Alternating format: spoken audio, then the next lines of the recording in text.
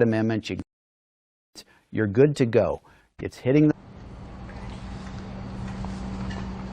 Hey, Angela.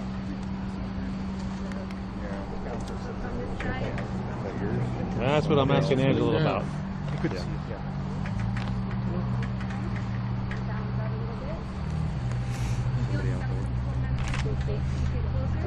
Okay, keep it. Okay, just checking on you. I feel like Tim Eyman. Angela, you ready? Alrighty, so good evening. I'm Scott Goldstein, SCOTTGOLDSTEIN, Fire Chief with Cowlitz 2 Fire Rescue. First and foremost, our thoughts remain with the victims, their families, co-workers, and everyone impacted by today's tragic events. I want to provide an incident overview. At approximately 7:15 this morning, emergency responders were dispatched to the Nippon Dynaway packaging following the rupture of a tank containing white liquor. That is a chemical utilized in the paper making process.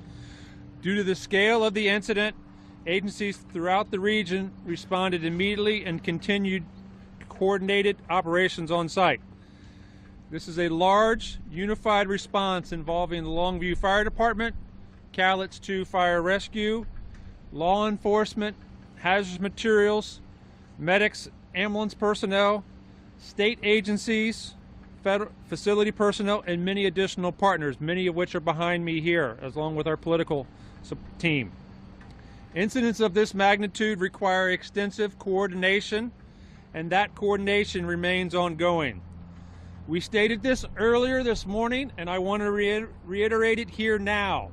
At this time, we state that there is no direct threat to the surrounding community. Again, there is no threat to the surrounding community. Operational challenges. The recovery and stabilization efforts remain extremely complex due to the ongoing hazards. Earlier this morning, I mentioned that there was a roughly 80,000 gallon tank. That information has been modified, and it is now approximately a 900,000 gallon tank of that white liquor process. After evaluations midday, we believe that there could be a potential of 90,000 gallons remaining in that tank. The tank remains unstable, creating a dangerous situation for our personnel, which has created our additional planning. Crews are actively assessing the structural integrity of that tank and working on plans to stabilize that tank before additional recovery operations can safely proceed. Those are the situations and limitations that impact our access to the portions of the facility. Now I'm going to turn this over to Battalion Chief Matt Amos with the Longview Fire Department. Hello everyone, good evening. Thanks for being here. My name is Matt Amos, M-A-T-T-A-M-O-S. I'm the Battalion Chief for the Longview Fire Department. I have some updates on victim information. Today's incident resulted in multiple critical injuries and fatalities. Emergency responders have confirmed that 10 individuals were transported to area hospitals.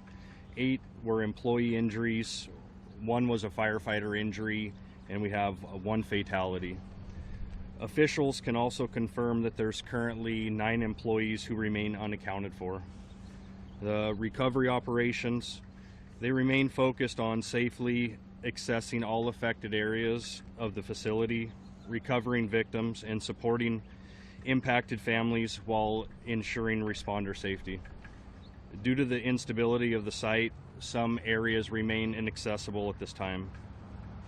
All impacted families have been notified as of a couple hours ago.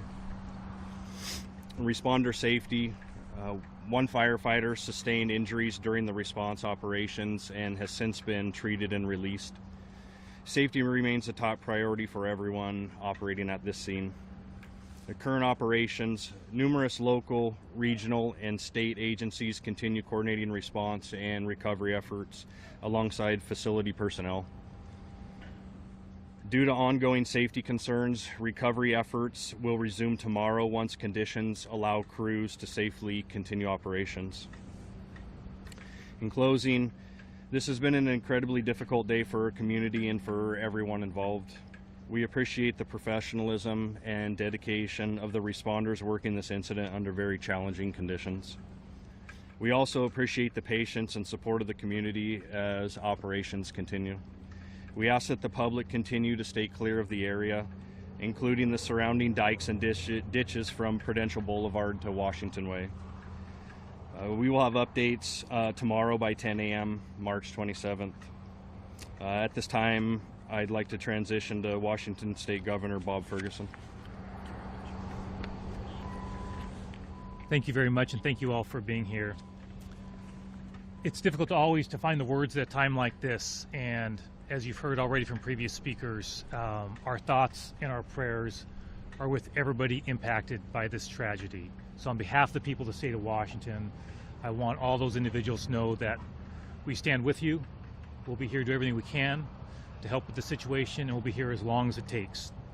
We also deeply appreciate the first responders and their tremendous work that they're doing and have been doing to deal with an extremely, extremely challenging situation. The main thing I want to emphasize is how much I appreciate, and I want the public to know, the extensive coordination that's going on at all levels of government with many partners, local, state, federal, and many other partners. We just came from very lengthy briefing and conversation from those partners. We were in a room together having a conversation, which is deeply helpful for me.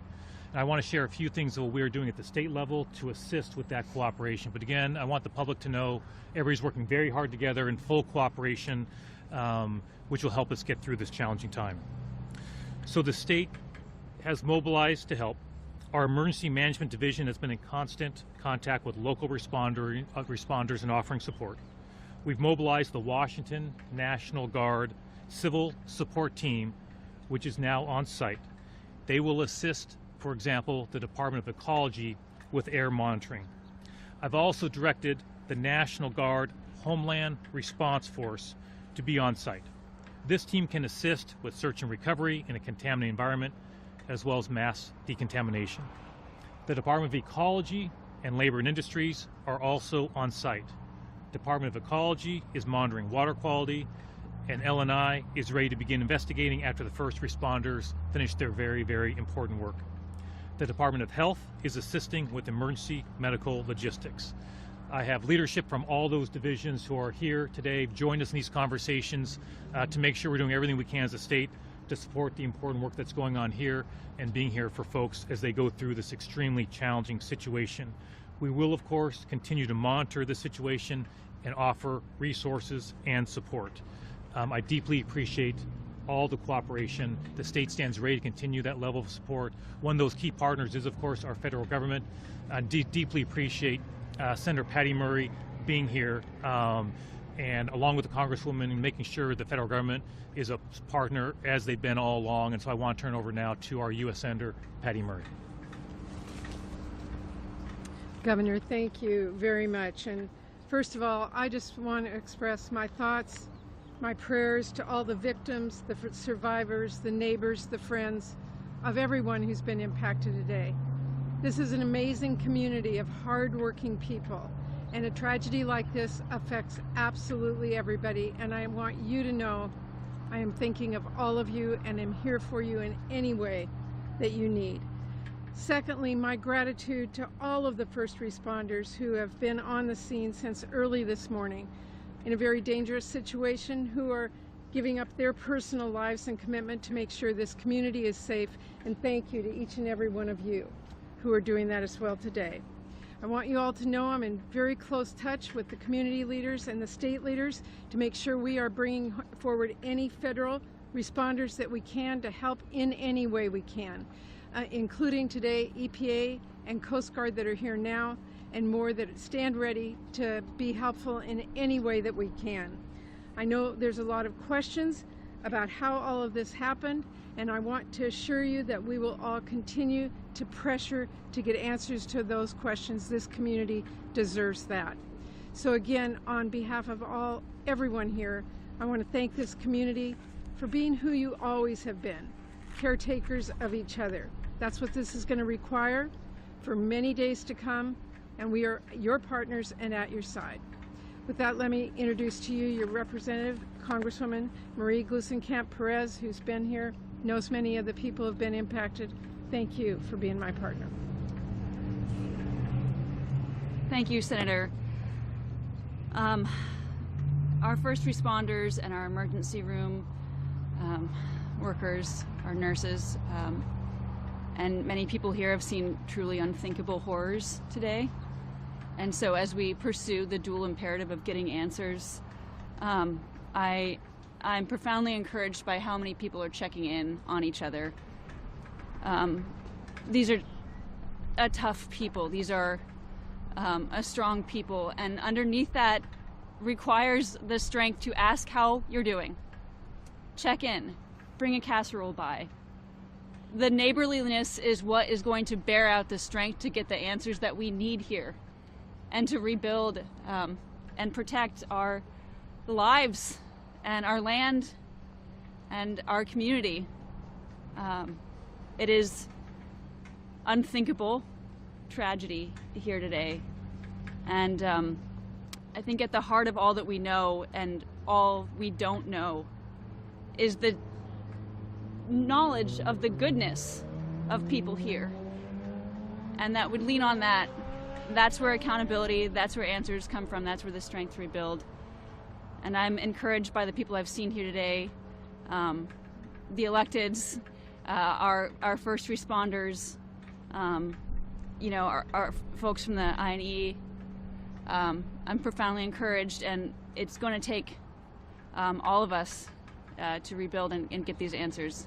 And with that, I'll turn it over to Senator Wilson, who's a nearby resident, as well as our state senator here.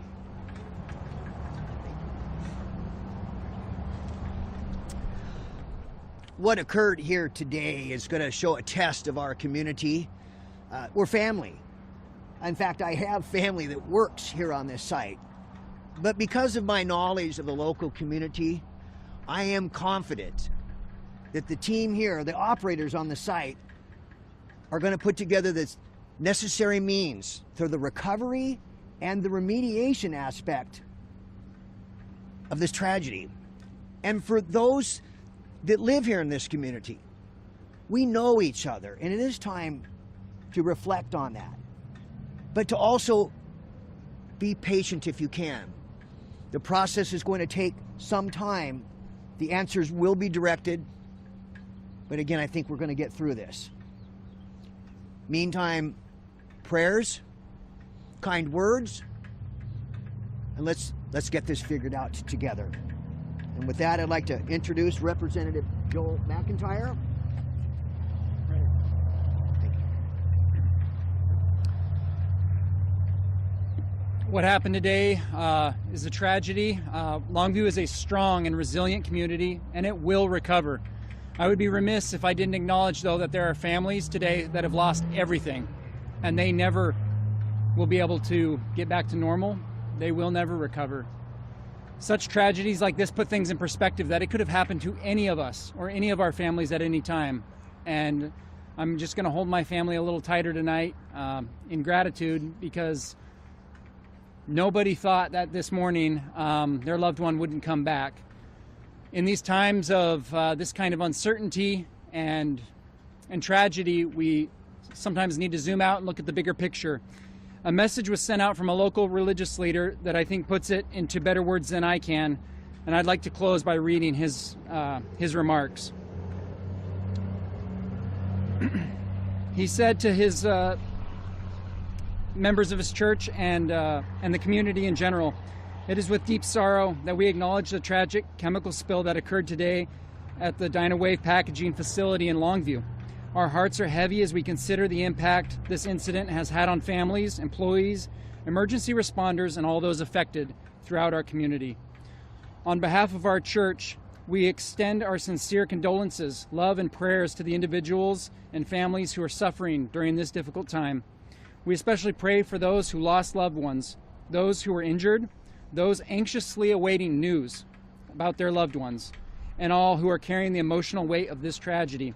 We're profoundly grateful for the courage and the service of first responders, medical personnel, plant employees, community leaders who acted swiftly under difficult and dangerous circumstances. Their efforts reflect the very best of compassion, sacrifice, and community service. In moments such as these, we are reminded that the strength of a community is found in the way we care for one another. We encourage our members and friends to continue offering prayers, kindness, patience, and support to those in need in the difficult days ahead. As disciples of Jesus Christ, we believe that even in times of uncertainty and grief, the Savior's love can bring comfort, peace, and hope. May we unite as a community in lifting and strengthening one another. With heartfelt sympathy, John Schmidt, Stake President, The Church of Jesus Christ of Latter-day Saints. And with that, I'd like to turn it over to another representative, Jim Walsh.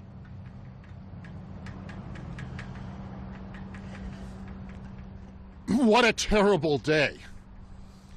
But bad days like this are the test of our ability to come together and to remedy trouble, to get to the bottom of why these things happen and how we can better prevent them from happening again.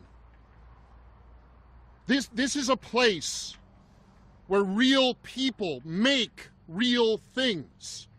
This is not the virtual world.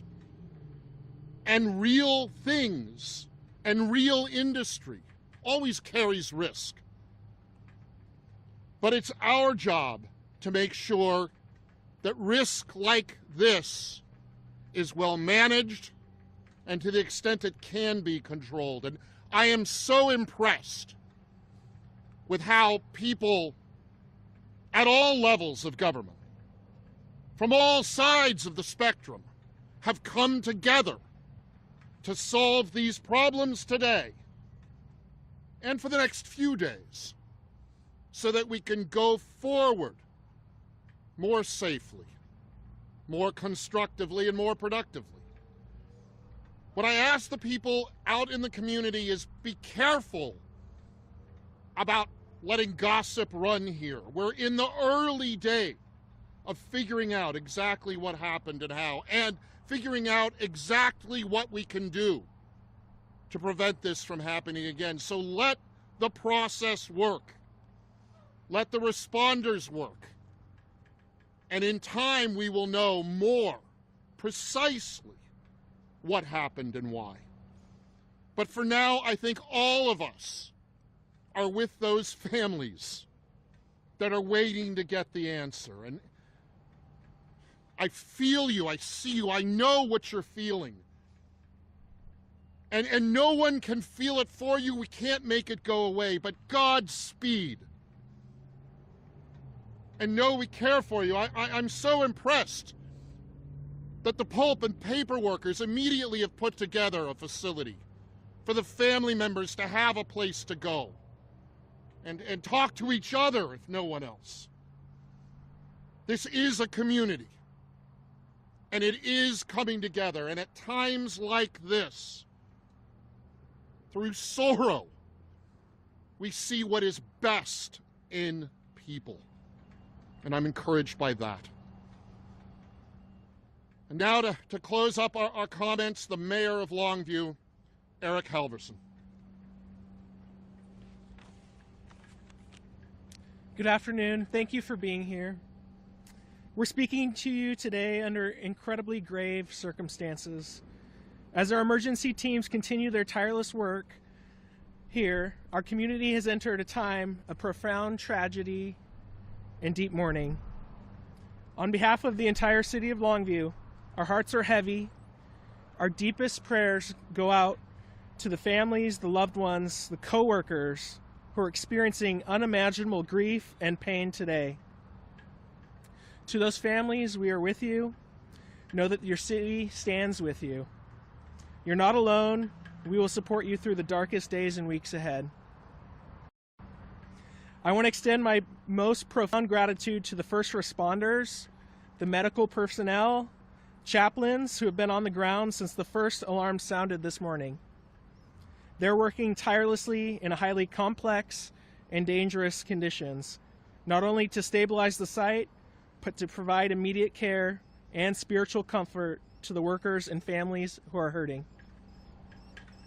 As you heard today, we are fully coordinating our response at every level of government. Thank you, Governor Ferguson, Senator Murray, Representative Gluesenkamp-Perez, Senator Wilson, and Representatives McIntyre and Walsh. We are completely aligned on supporting Longview's families, protecting our workforce, and ensuring the full weight of local, state, and federal resources are deployed to assist our teams on the ground. And in closing, I'll invite the command staff to answer any questions that they can. Chief Goldstein and Battalion Chief Amos.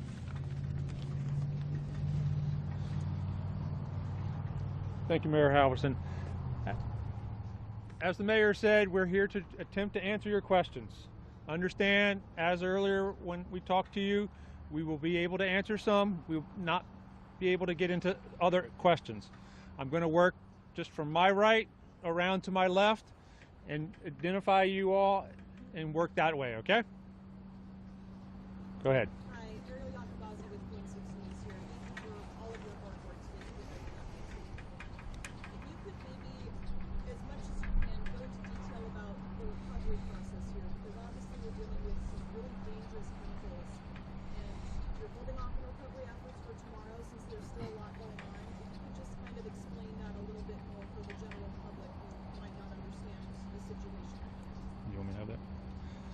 So, thank you for the question. The question about details about the recovery process.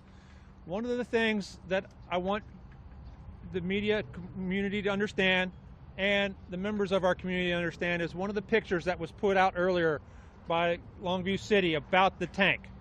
That is the 900,000 gallon tank that had the failure. And I'm going to use failure not as a technical word, but just as a general description. That tank, as outlined, has roughly 90,000 gallons of product remaining of the white liqueur. That's the concern if additional liquid leaking, because it's very caustic.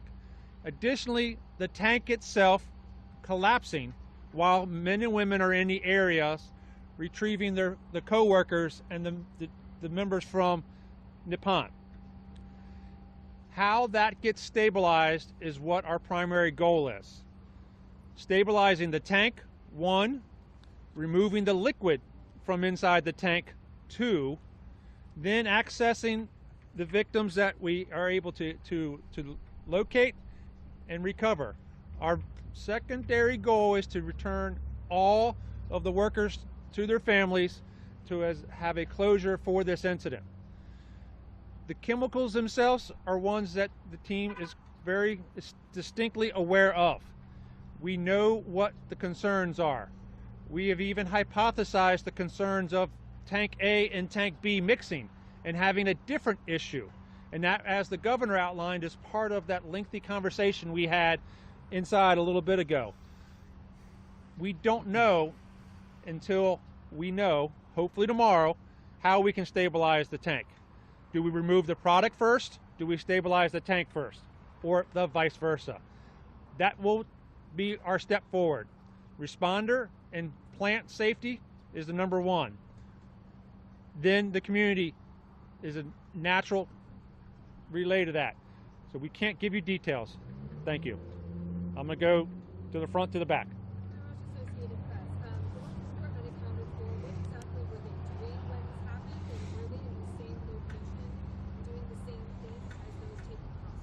That information we don't have at this time.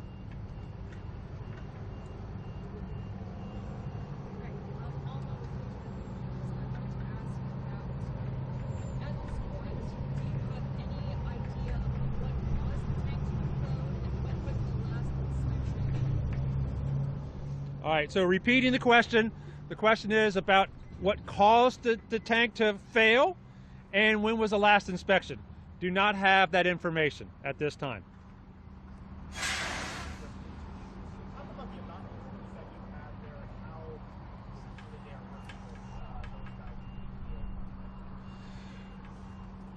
You want to take that? Sure. Go ahead. So we're going to speak on crews. First off, emergency crews that responded today. Both Longview Fire and Cowlitz 2 provided fire suppression units, multiple ambulance companies, as well as Medics Ambulance Service to transport those patients, 10 patients, to the hospital. We also worked with Vancouver Fire Department we used them as a resource when attempting hazmat response. Cowlitz 2 provided some hazmat technicians to make initial access to the area, and we used them for reference for the product and our continued operation. Right now we have the site completely secure, allowing no access in. Responders are back replenishing supplies as we make our plans here with all of our partners for our plan for tomorrow for recovery efforts. With the dangers of the site being present, one of the early planning decisions that was made that we would operate during daytime hours, limiting our risk to only the operational periods during the daytime. That's for the benefit of the safety of the personnel. As Matt outlined, state ecology is here, EPA is here, and that's providing additional resources as well as air monitoring in the community, as well as water sampling to the concerns. Midline 13. Yep, Dan Griffin with Fox 13 in Seattle. I kind of have a two-parter here. So my first part is, can you talk about the dangers that this chemical, this white liquor, places people in? I have read a lot of stuff online, so the families of these victims have started looking on Google, reading what this can do to the human body. Can you elaborate on those dangers that first responders now face, and what it could do to you if you're exposed to it? And then second off, if it's a 900,000 gallon tank, where did all of this go? So to outline the question, the dangers of the chemical, the white liquor, and then we're going to use the number of roughly 500,000 gallons of the product go. Let me start with the second and then get into the first. During the explosion, there was also a rupture of a on-site facility water main. I'm going to call it the fire hydrant, the fire main on site. We had a large volume of fire main water combined with the roughly anticipated 500,000 gallons of the liquid that was dispersed. That remained on site and is remaining on site. The staff here on site has a very robust treatment capability for their operational services on a day-to-day basis, and in conjunction with the state agencies here, one of the things that we relayed, Matt mentioned it in his briefing, is we want the community to stay away from the dike and the ditches between Washington Way here and Prudential. We saw an initial increase in the pH level in that waterway. One of the early calls that were created was to the diking district to turn off their pumps in that area so as to keep it contained there. That message of stay out of that area, Washington to Prudential Boulevard, is what we want everybody to be aware of, and plans are in place to put signage out to ensure that is known for those that don't capture it in the newspaper. The dangers of the white liquor. Can you take that as far as the caustic? Yeah, the white liquor is used in basically the paper making process. It's a caustic, so it has a high pH. I believe it's roughly a 13 out of 14 on the scale, and it would burn your skin. Basically second to third degree burns. When you come in contact with it, it is direct inhalation. If you're in a lot of plume, it can be dangerous, but it's more of an irritant as it creates a small cloud on the ground before it dissipates. So speaking on our first responders coming in contact with it, like our PPE levels, we do have some damaged PPE that had to be taken out of service because of that, because of what it does to our equipment.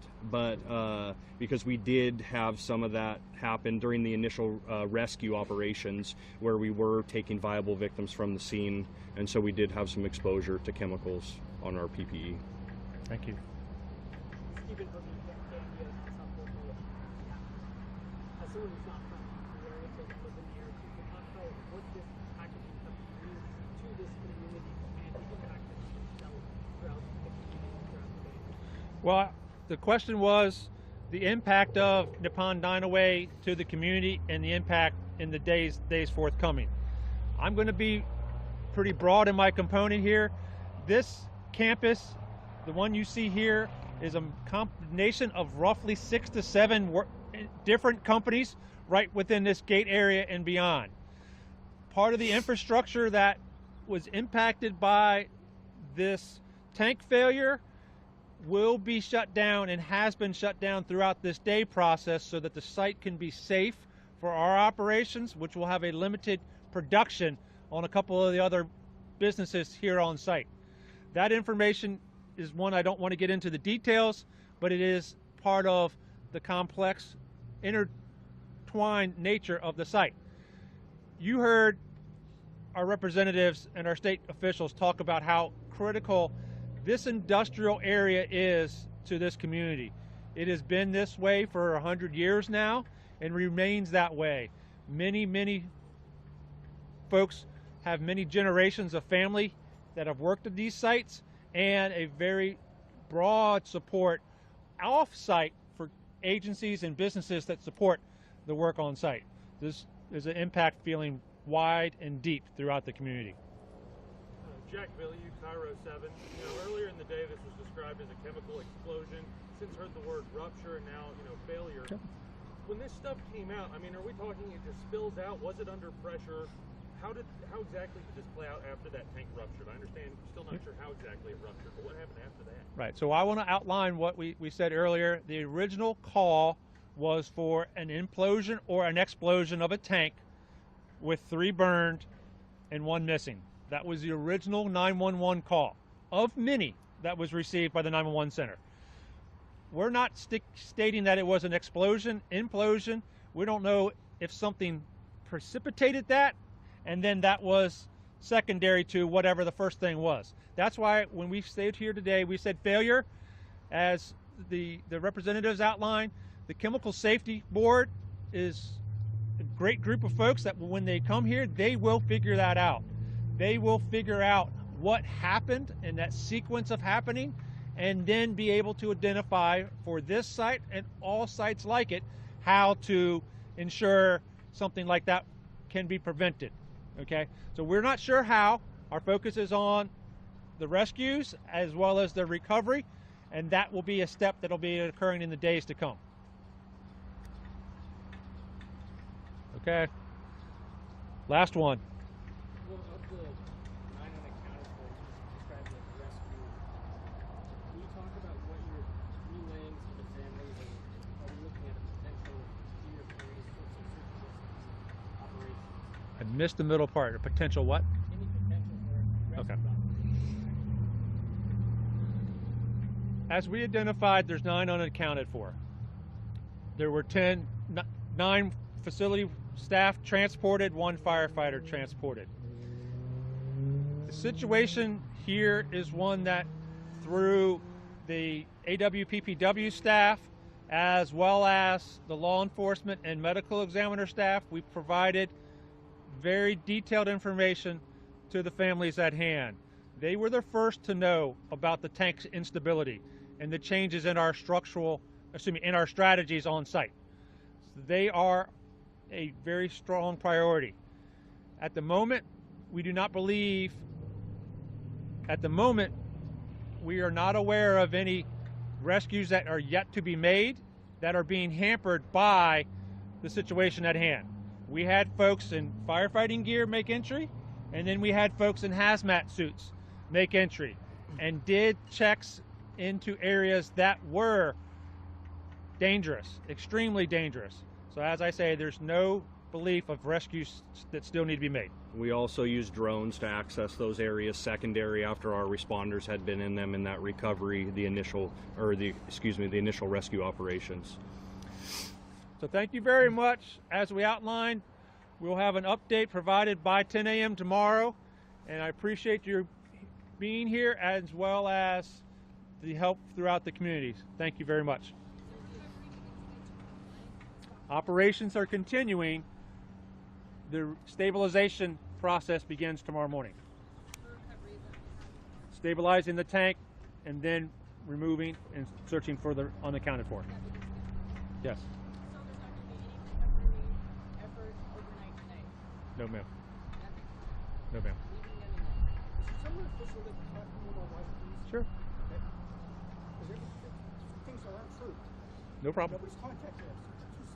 Okay. I have 2 boys that are in there as missing.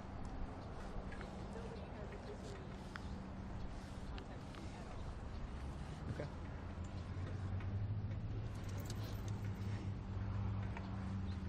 Should we have, who's the family? I'm not sure. They have family?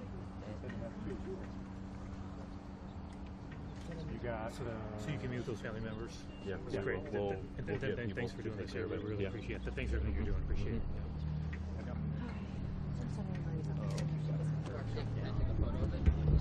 Angela can